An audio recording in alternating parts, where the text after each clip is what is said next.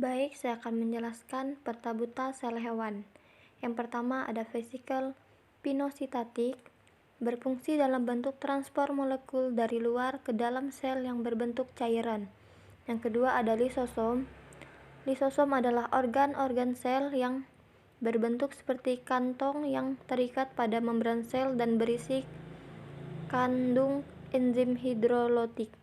Yang ketiga ada vertikal Golgi, merupakan sebuah badan terikat membran yang terbentuk oleh tunas dari badan Golgi. Fungsinya untuk ekskresi terutama pada sel kelenjar. Keempat ada retikulum endoplasma kasar, berfungsi menghasilkan dan memproses protein tertentu, menjalankan proses pengiriman protein ke bagian sel yang membutuhkan serta memeriksa kualitas protein. Yang kelima ada retikulum endoplasma halus, adalah organel yang bertindak sebagai saluran dalam sitoplasma yang menghubungkan membran sel dan nukleus. Fungsinya retikulum endoplasma adalah sebagai sintesis protein.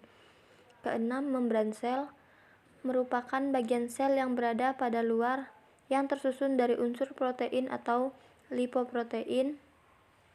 Fungsinya yaitu untuk mengatur keluar masuknya nutrisi, juga mineral dan dapat menerima rangsangan dari luar. 7. Mitokondria berfungsi sebagai penghasil energi, membantu detoksifikasi anomia, hingga berperan dalam proses kematian sel.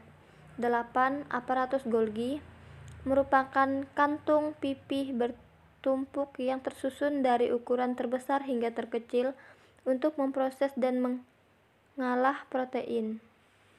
Kesembilan ada nukleus, adalah salah satu organel sel yang terletak pada inti sel, berfungsi mengatur berjalannya kinerja sel dan penurunan gen. 10 ada nukleus, berfungsi menyimpan informasi genetik dalam bentuk DNA, mengontrol pertumbuhan dan pembelahan sel, dan mengatur metabolisme sel dengan mensintesis berbagai enzim. Yang ke-11 ada sentriol, berfungsi membantu dalam organisasi kegendong mitosis dan dalam penyelesaian sitokinesis, serta sentriol diperlukan untuk pembentukan kegendong mitosis.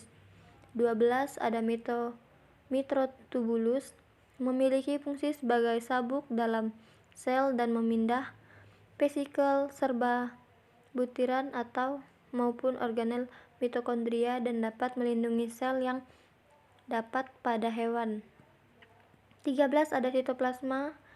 Pada sel hewan ialah bahan sepertiga yang terbuat air mengisi sel yang mengandung protein. Molekul penting yang dibutuhkan untuk sel sitoplasma terbuat dari protein, karbohidrat, garam, gula, asam amino, dan nukleotida yang berfungsi cairan sel untuk menyimpan makanan. Yang ke-14 ada ribosom, dianggap seperti palorik kecil yang letaknya ada di dalam sel. Semua protein yang ditunjukkan untuk beroperasi dalam berbagai sel dihasilkan oleh ribosom.